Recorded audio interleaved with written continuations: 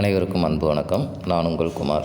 இன்றைக்கி வீடியோ பதிவில் நாம் எதை பற்றி பார்க்க போகிறோம் அப்படின்னா, நீங்கள் விரும்பும் நபர் அவர் எவ்வளவு தொலைவில் இருந்தாலும் சரி, அதாவது வெளிநாட்டிலே இருந்தாலும் சரி, காந்தம் போல் அவர்களை கவர்ந்து இழுத்து உங்கள் கண் முன்னால் கொண்டு வந்து நிறுத்த வைக்கக்கூடிய ஒரு அற்புதமான சக்தி வாய்ந்த முறையை பற்றி தான் பார்க்க போகிறோம்.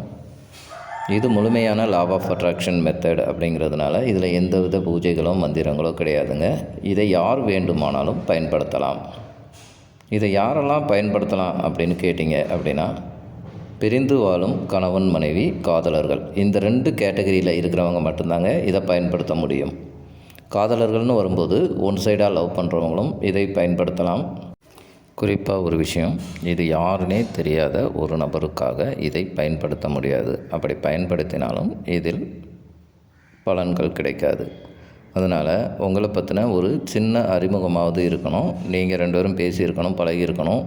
உங்கள் பேர் சொன்னால் அவங்களுக்கு தெரிகிற மாதிரி இருக்கணும். அப்படிப்பட்ட நபர்களுக்கு மட்டுமே இது பயன்பெறும். உங்களை பற்றி யாருன்னே தெரியாத ஒரு நபருக்காக இதை பயன்படுத்த முடியாது. நாம் இதை நிறைய பதிவுகளில் சொல்லியிருக்கிறோம். அப்படி இருந்தும் சிலர் என்ன பண்ணுறாங்க அப்படின்னா, இப்படிப்பட்ட நபர்களுக்காகவே இந்த மேனிஃபெஸ்டிங் மெத்தடெல்லாம் பயன்படுத்திட்டு எனக்கு நடக்கவே மாட்டேங்குது அப்படின்னு புலம்பிக்கிட்டு இருக்கிறாங்க. அவங்களுக்கு ஒரு விஷயத்தை நான் தெளிவாக சொல்ல கடமைப்பட்டிருக்கிறேன்.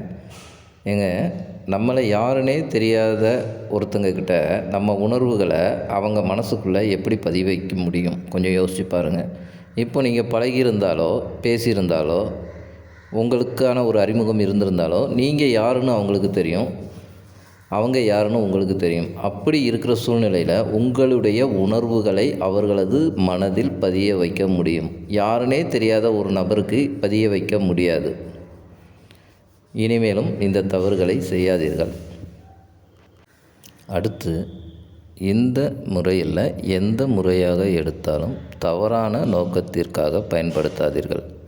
இன்னொருவருடன் உறவில் இருப்பவர்களையும் இன்னொருவர் கணவன் அல்லது மனைவியையும் இழுப்பதற்கு இந்த முறையை பயன்படுத்தாதீர்கள். நீங்கள் இந்த முறையை பயன்படுத்தினா கட்டாயமாக பலன்கள் உங்களுக்கு கிடைக்கும். இன்னொருத்தர் மனைவியையோ கணவனையோ நீங்கள் வசியம் பண்ணணும் அப்படின்னு நினச்சி நீங்கள் இதை செய்யும்போது கட்டாயமாக அது நடக்கும். அது கூடவே சேர்ந்து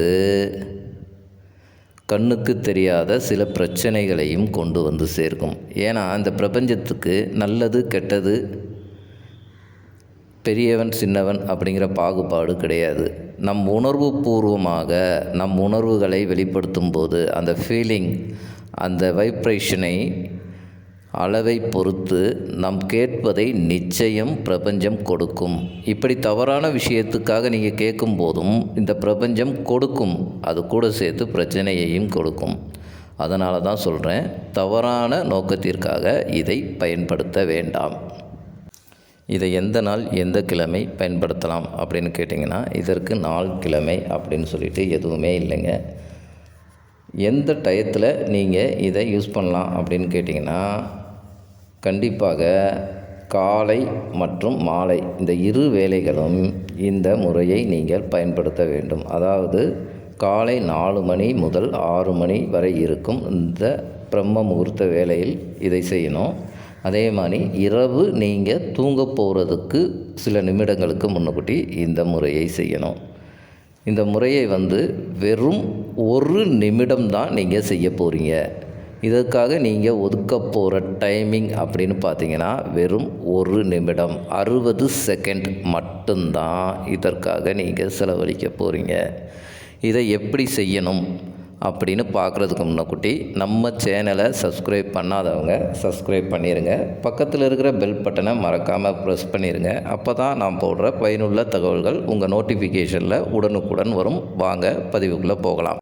இந்த முறையை செய்கிறதுக்கு முதல்ல உங்களை யாரும் தொந்தரவு பண்ணாத ஒரு தனிமையான இடத்தை தேர்வு பண்ணிக்கோங்க. அதில் குயிட்டாக காமாக அப்படியே உட்காந்துக்கிட்டு உங்கள் மைண்டை ரிலாக்ஸ் ஆக்குங்க. அப்படி உங்கள் மைண்டை ரிலாக்ஸ் ஆக்குறதுக்காக என்ன பண்ணுறீங்க அப்படின்னு கேட்டிங்க அப்படின்னா, ஒரு 2 நிமிடம் உங்களது மூச்சு காற்றை நல்லா உற்று கவனிங்க. இந்த 2 நிமிஷம் உங்கள் மூச்சு காற்றை உற்று கவனிக்கும்போது உங்கள் மனம் அமைதியடையும். உங்கள் மனம் அமைதியாக இருக்கும் சூழ்நிலையில் உங்கள் ஆழ்மனது விழித்து கொள்ளும். உங்கள் ஆழ்மனது விழித்திருக்கும் நேரத்தில் நீங்கள் செய்யும் செயல்களோ எண்ணங்களோ நம்மை சுற்றி நடக்கும் நிகழ்வுகளோ நம் ஆழ்மனதில் ஆணித்தரமாக பதியும். அப்படி நம் ஆழ்மனதில் ஆணித்தரமாக பதிந்த விஷயங்கள் பிரபஞ்சத்திடம் கட்டளையாக வைக்கப்படும். அப்படி பிரபஞ்சத்திட்ட கட்டளையாக வைக்கப்படும் எந்த ஒரு விஷயமும் நம் வாழ்வில் நிஜங்களாக மாறும். ஸோ உங்களை யாரும் தொந்தரவு பண்ணாத ஒரு தனிமையான இடத்தை தேர்வு பண்ணுங்கள். அது உங்கள் பூஜை அறையாக இருக்கலாம், இல்லை கோயிலாக இருக்கலாம், நீங்கள் வேலை செய்கிற இடமா இருக்கலாம், இல்லை உங்களது பெட்ரூமாக கூட இருக்கலாம். அப்படி ஒரு இடத்தை தேர்வு பண்ணிவிட்டு ஒரு 2 நிமிடம் உங்களது மூச்சு காற்றை கவனிங்க. மூச்சு காற்றை கவனித்த பிறகு நீங்கள் யாருக்காக இந்த மெத்தடை பயன்படுத்த விரும்புகிறீர்களோ அவர்களை ஒரு 2 நிமிடம் கற்பனை செய்து பாருங்கள்.